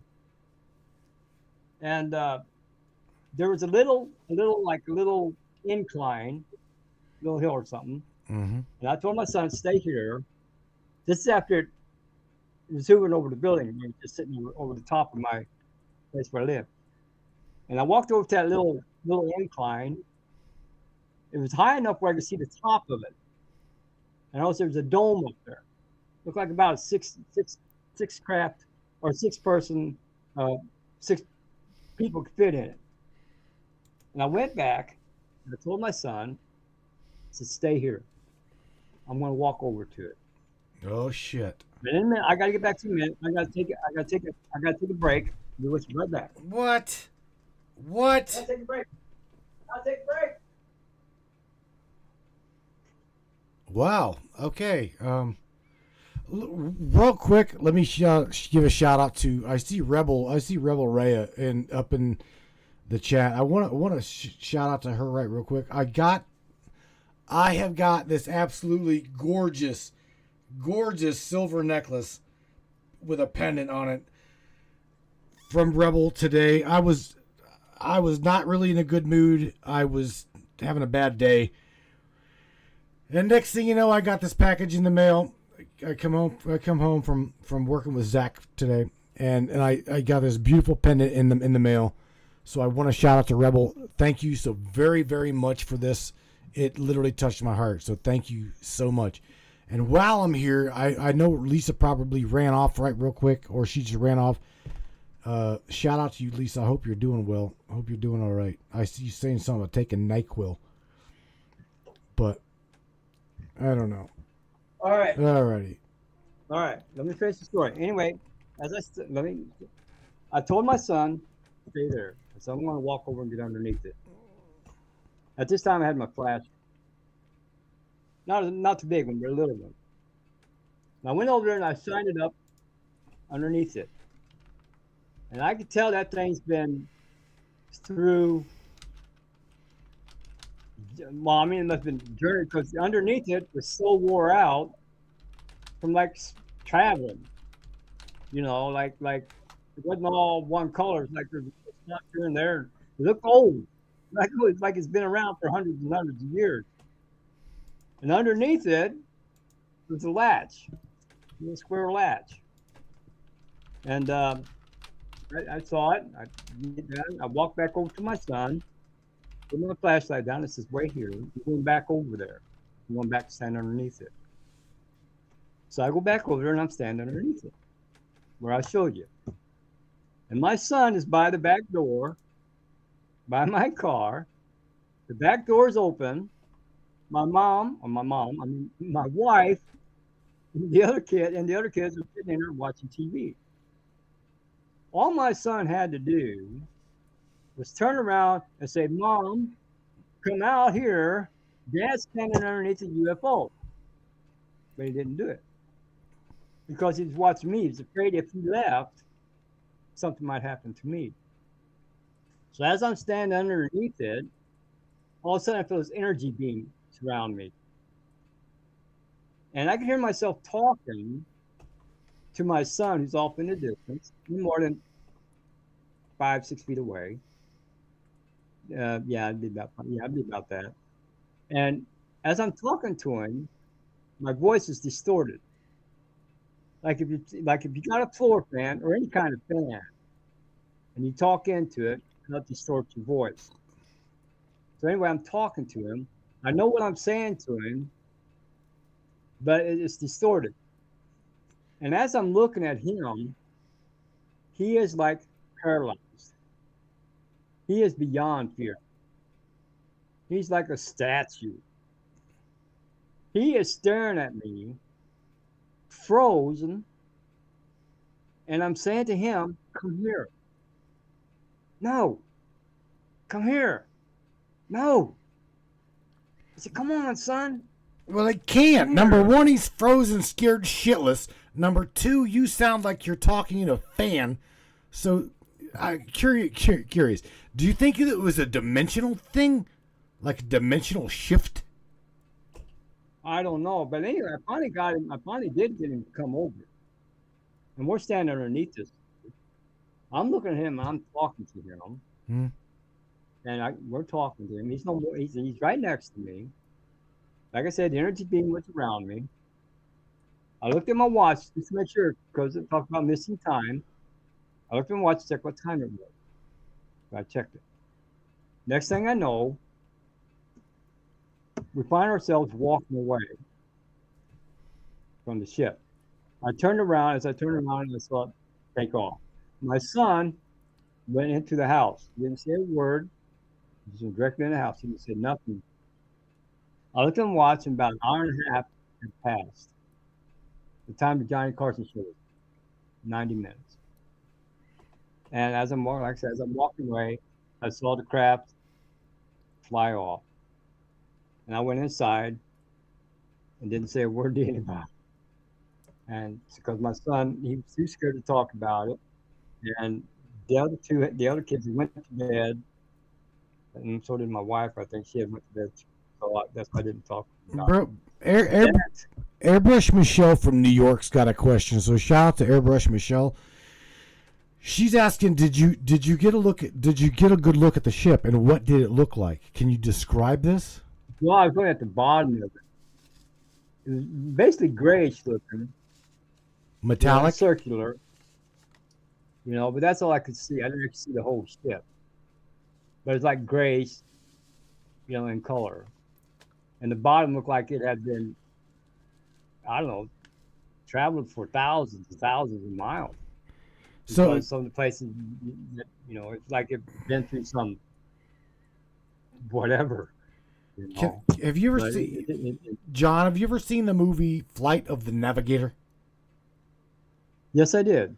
Okay. Some people that I've encountered and I've spoke with literally have said that a few craft that they've seen reminds them of that vessel, as well as the vessel from Close Encounters of the Third Kind. Yeah, it talks about that. Yeah, man. Interesting ship. Okay. It did happen. Oh, no doubt in my mind. That's a documentary, bro. No doubt in my mind. Because around that time period, I think it's about 77, somewhere thereabouts, the movie Close Encounters. All right, when it happened back in the 70s, I think. 78, I think, something like that. Yeah. I remember hearing, we were watching on TV. The government said there was a frag or something killing all the animals, and nobody could go in there. You're talking the slaughtering of the slaughtering of the animals, missing tongues, and taking the organs, slips, cuts with laser precision. Right. Now, I got more stories to tell, but we're running out of time. That's okay. Oh, we got look. Regardless, you just take up the next 15 minutes We've got 15 minutes of the 2-hour mark, but nevertheless, look, I want to bring you back because, again, you are full of stories, and I know that we've just barely touched the surface. I already know this. Yeah, because there's some I can't think of them right now because, like I say, run out of time and I can't talk about all of them. There are some. I wish I could think of them. One's right on top of my head. I just can't think of it. It's a short one. It's a short. Oh, I know what it was. One night, I don't know if it was a vision or I was dreaming. I had went to sleep on the couch. I had fell asleep on the couch. And somewhere during the process, I found myself on another planet. Wait, what? Come to find out. I didn't hear about this shit. This is all new to me. To find out, it was my home planet. Because a voice said to me, John, you can't come home. You're one of them. I'm like, one of who? He said, John, you can't come home. The next thing I know, I woke up back on the couch. You know, oh, there's a few of them. There's a couple more there too. Man, like I said, we ain't got time, but we'll make time. You have 15 minutes. What? About the moon. Again, of course, I'm sleeping. Like I said, I don't know if this stuff actually happened or it was actually a vision or it actually happened. I'm just saying that's what happened. I don't know if it was a dream or it actually happened. Anyway, another time, I found myself on the moon. We're not on the moon. Socrates says, ship. I can listen to you for hours, bro. Talk. Socrates, shout out to you, bro. Love you guys. And now, do you know? I'm looking out. What planet? Windows. Bro, they're asking what planet this was. Next to me is a being, but he's so tall, I can't see what he looks like. But they're talking to me. And I didn't bother to look up. My eyes is focused on Earth. Because I'm looking down at Earth. And they said, John, when you get a business signal or a wrong number, that's because we do it. We control your communication. That's why you get wrong numbers sometimes, because you're not supposed to talk to this person or that person. Now, that's why we give you the wrong numbers. You're not supposed to talk to them at that particular time. Oh, I've had interview. Oh yeah, bro. I had MUFON interviews from abductees where something really, really doesn't want me to talk to these people. Right. I'm serious. No, yeah, I agree with you, 100%. Underground bases.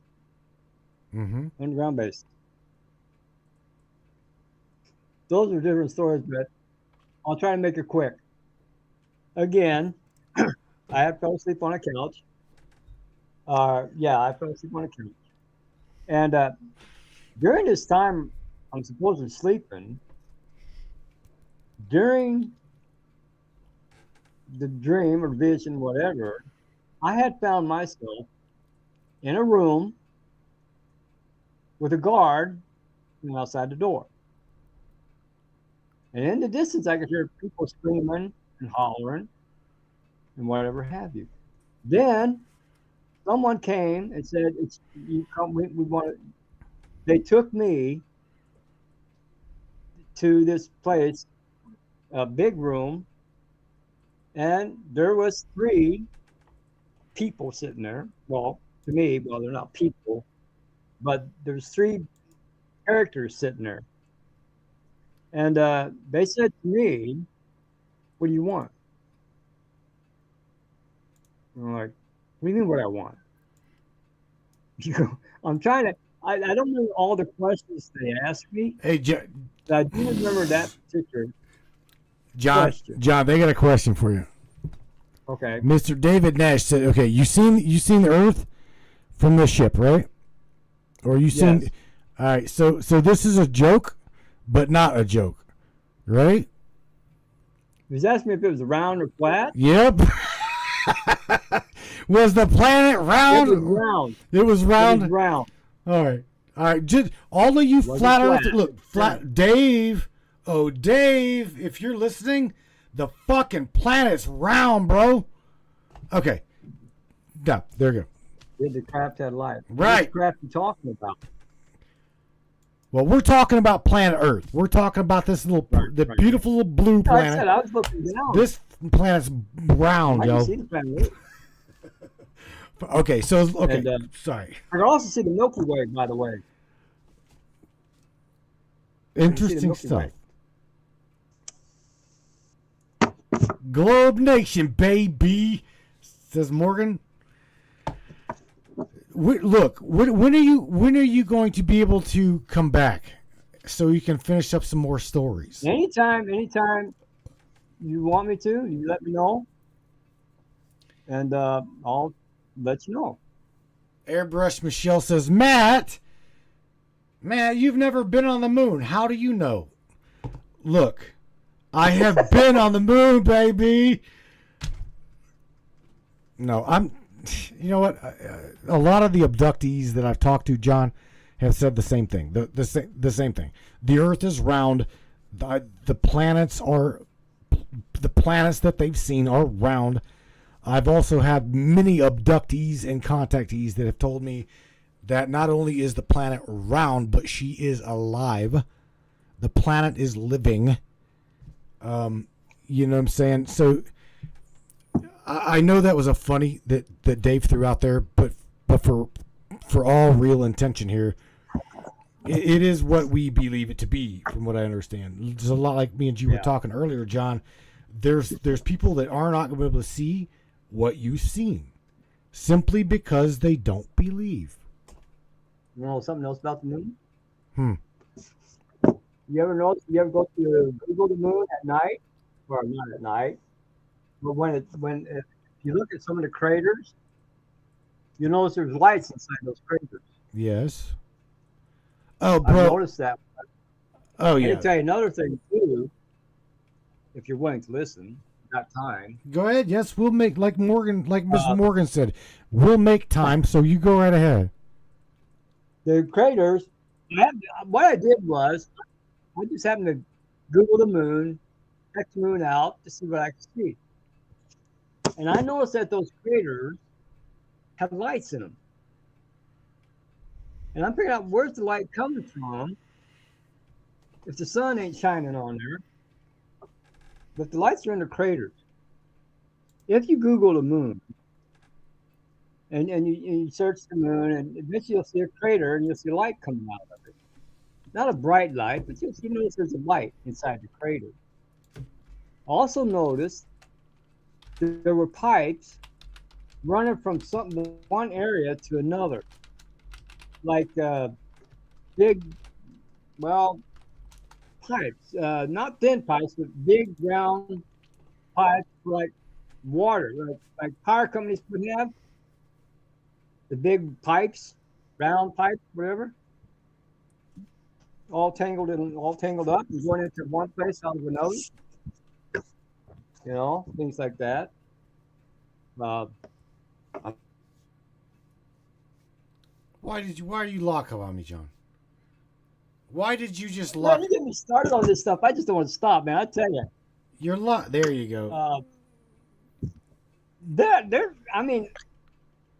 There's one time I found myself somewhere else, the northeast section of the universe, and I can see the Milky Way from there.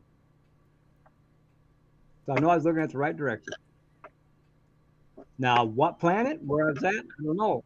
I just know it was the northeast part of the universe.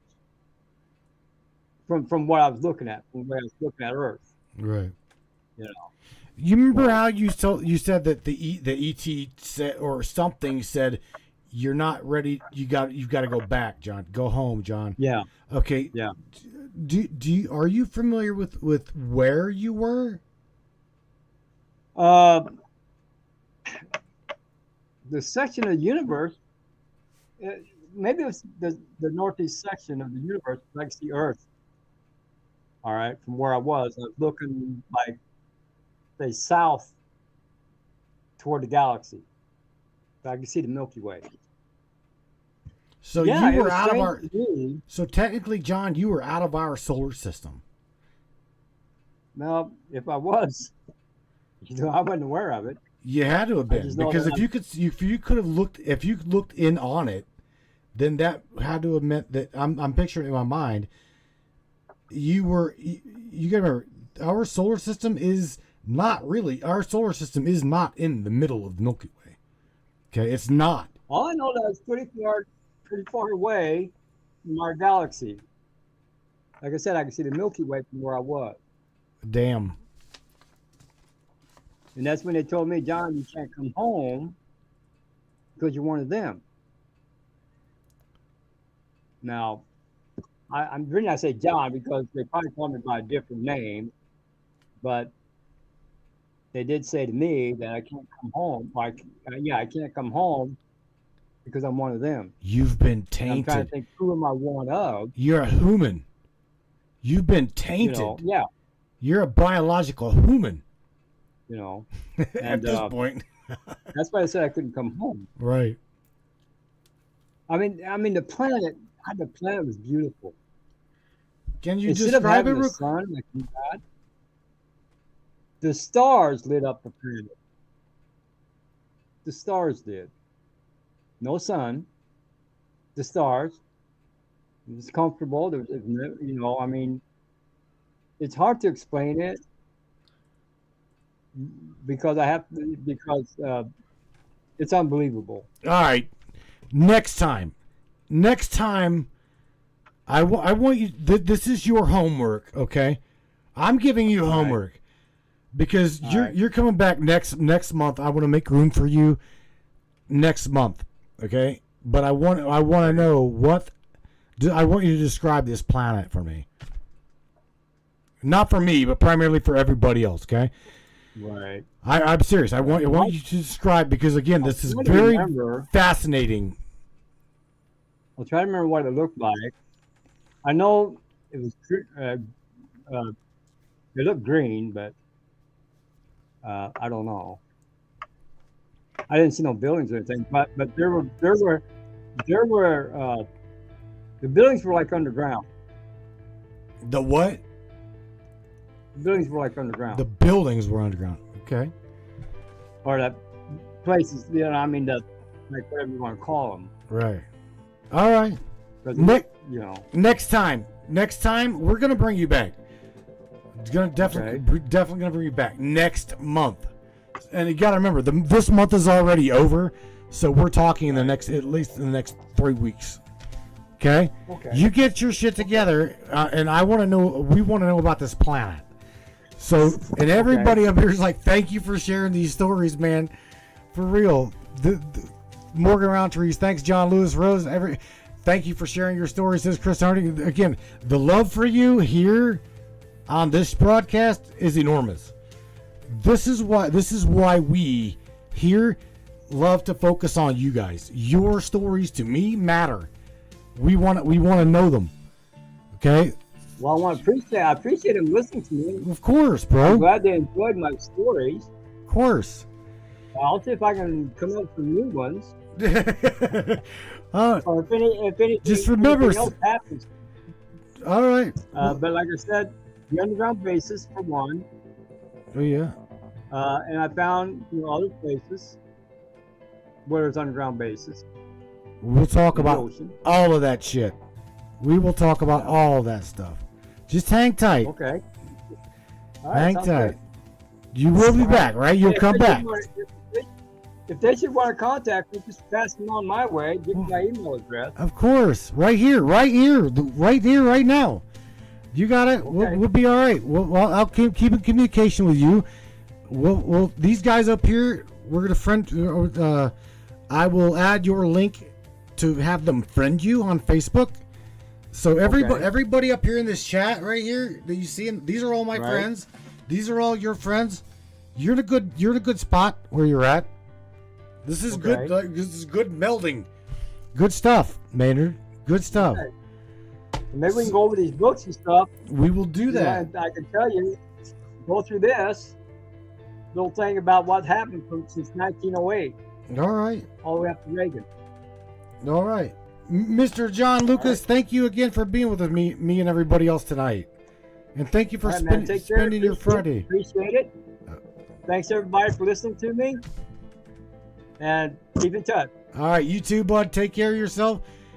Right. Until next time. Care, all right. Good night, bud. Good night. Let me know. All right. All right. Good night. Bye. Man, oh man, oh man. We're in a major. Wow. Oh my God. So we gotta have John. We're gonna have John back next month. Okay. I definitely, I myself I want to hear about this planet. Yeah, yo, I want to hear about this planet. I want to hear detail. So he's gonna have to go back into his mind and figure out the detail on this planet. That's all there is to it. So next thing you know, he'll be on this show, and then shout out to everybody else that's got broadcasts: Kristen Harding, Cassidy Lightwing, Bradley Powers. Hello, check. Is the radio on? You guys interview this man. Talk to him. In the meantime, tonight was about abductions and the missing time of Mr. John Lucas. I appreciate the dude for spending the time with us as much as he did. And on our way out of here, I'm going to share with you guys a little bit of music that we put together. You guys are literally driving this music to up the chart. This specific song, my dear friends, is I wrote this song for our men and women in uniform that have got matrix eyes. You know, those that can see through the fabric of all the bullshit lies. Yeah. Where are we? What are we? Who and what put us here? So many questions. Who's in charge? Do they control the matrices, or are we just, pawns in their game? Well, that's what this is about. It's about our men and women in uniform waking up to exactly that. The facade, the masquerade. Brainiacs, you guys take care of yourselves. Take care of one another. Again, shout out to Rebel Rhea. I love you. I literally love my pendant. Oh my God. I do. You guys take care of yourselves. Take care of one another. Until Monday, you guys be careful. Be safe. Crank it up on your way out here, Brainiacs. We are on the way out right this second. Let me say it right now. Say good night, everybody. Crank it up, Brainiacs. It's just a masquerade. Yeah. Without you, it would not be ranked number 5. So appreciate you guys from the bottom of my heart, man. Crank that shit up, Brainiacs. Take care. I was sent to the front lines and I fought without a clue. I believed in my duty and I felt the honor too. All of that, the God, the guts and glory, until I saw the truth behind the veil of the stars and stripes. A darker side revealed. We're pawns in their game, for power they'll never yield. Awake now, eyes open wide, no longer blinded by their lies.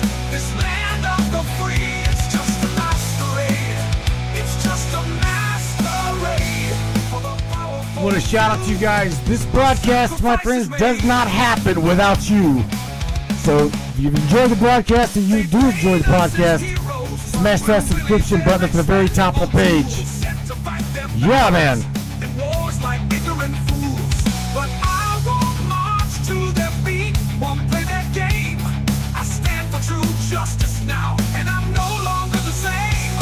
Awake now, eyes open wide, no longer blinded by their lies. This land of the free, it's just a masquerade. It's just a masquerade for the powerful few. A sacrifice is made.